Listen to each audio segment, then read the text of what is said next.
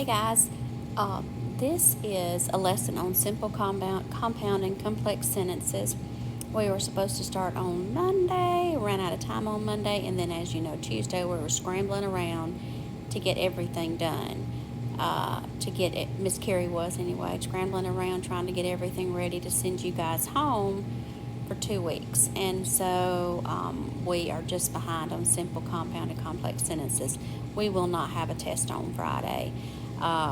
But next week, so we'll have to double up some to get caught up. Anyway, so what I'm going to do is I got my screen split. And what you can do is you'll be filling this out in Cami, and you can just fill it in as we go along. So on the right hand side over here, you can see where I'm at. This is your PowerPoint companion, and I've got my PowerPoint on the left hand side. Okay, so what you're going to do is you are just going to, wherever the blanks are here, I'll tell you when you need to fill in something. You'll catch on to and see how it works in just a few minutes. All right, so there's 74 slides. Do not worry, we will not go through all those today, okay? All right, so bet you can't guess what my favorite school subject is, and I'm on the left-hand side now, right over here. I can't write on the left-hand side of my screen, so when I'm talking about something, I will try to make it bigger so you can see, but I can write on the right-hand side. Science. I just can't get enough of it, and my least favorite subject used to be English until my friends and I made a discovery. We discovered English is a lot like science. Let us explain what we mean. Do you know the difference between a simple sentence, a compound sentence, and a complex sentence? If you answered no, I pledge to you that you will know the difference by the end of this lesson. Simple sentence. A sentence consisting of one independent clause. Now, do you see over here? It's got this same sentence right here. So we're going to fill in these two blanks. All right, so a simple sentence is a sentence consisting of one independent clause, C-L-A-U-S-E, okay, with a subject and a predicate. And now let me erase this part because I'm going to have to write down there. And if you have to pause the video to type it in, that's fine. If you don't type fast enough, that's fine. Just pause it, get it typed in, and then click play again. So a subject tells, and then I'm over here on this side. So let's review subject and predicate. A subject tells who or what the sentence is about, and a predicate tells what the subject does or is. The 3-year-old boy started to scream. My teacher is nice. So let's go back and look at the top of the screen up here. A subject tells who or what the sentence is about. So a subject tells who or what a sentence is about. And a predicate tells what the subject does or is. Again, if you have to pause, that's fine. So the 3-year-old boy started to scream. My teacher is nice. Look at the following sentences, underline the subject. So the crowd grew quiet. The subject here is the crowd. The crowd is who is doing something, all right? Underline the subject once and the predicate twice. What did the crowd do? Remember, the predicate always starts with the verb, the action verb, sometimes the linking verb. They grew quiet. Number 2, the flock of geese flew south. The flock of geese is the subject because that's who the sentence is about. And then the predicate says underline it twice. What did they do? They flew south. And flew is our verb. It's our action verb. It tells what the subject did. So the subject is the flock of geese, and they flew south. Number 3, she lost her ring. She is our subject because it tells who the sentence is about. Lost her ring. We know that this is our predicate because it starts with lost, which is the verb. So what did she do? She lost her ring. And number 4, the driver of the van is the subject here. That's who the sentence is about. What did they do? They forgot to yield. So our predicate is forgot to yield. All right, so now that's a review on the subject and the predicate. Okay.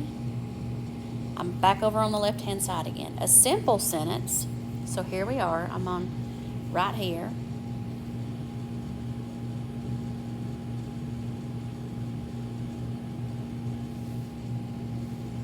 So a simple sentence like a single test tube containing, a simple sentence is like a single test tube containing one single substance. It is independent, it exists by itself. What happens though when two substances from two different test tubes are joined together? It depends on what the two substances are, of course. Often a mixture is formed. For instance, when salt and water are combined, it forms a salt-water mixture. So here's our salt, and here's our water. There's our salt-water mixture. A compound sentence is like a mixture. A compound sentence contains two independent clauses. These independent clauses are often joined by a conjunction. So here you see you've got your independent clause, and your independent clause forms a complete or a compound sentence. Now I'm over here. A compound sentence is a sentence consisting of two independent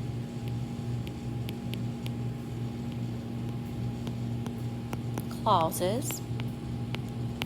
Again, it is okay if you have to pause this and write it down. So we see here, a compound sentence is a sentence consisting of two independent clauses. It is often joined by a conjunction. And then right here, underline each independent clause and circle the conjunction that joins them. Okay? We rode our bikes to the store and bought some candy. Right here. And then I enjoy watching football, but I don't enjoy playing football. If they were by themselves, each independent clause would be a simple sentence. Coordinating conjunctions can often be found in compound sentences. So right here, so underline each independent clause and circle the conjunction that joins them. So and is a conjunction and but is a conjunction. So we rode our bikes to the store. We bought some candy. I enjoy watching football. Don't enjoy watching football.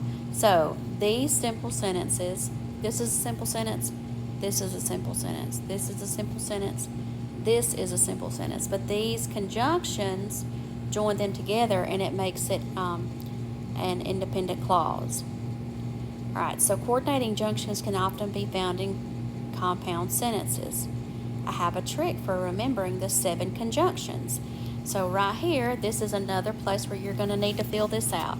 So I'm going to type in, or I'm going to write out, FAN, FANBOYS.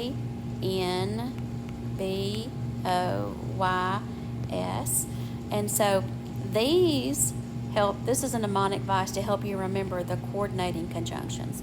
F for A and then N nor. All right, and then boys, B for but, O is or, and then Y yet, and then S so. And you're just going to have to memorize these. You got to memorize these as your coordinating conjunctions. I'll have that on your test too. So you need to memorize fanboys and know that F is for, A and, N nor, B for but, O for or, Y for yet, S for so. You got to memorize those, okay? All right. So this, all right, so now let's look at page 2. We'll pick back up with page 2 tomorrow, okay? So this is what our lesson for today, and then on Friday we'll do this page, and then Monday here, and then Tuesday, okay? I will have another practice sheet for compound sentences for you, and I'll post that in the next lesson.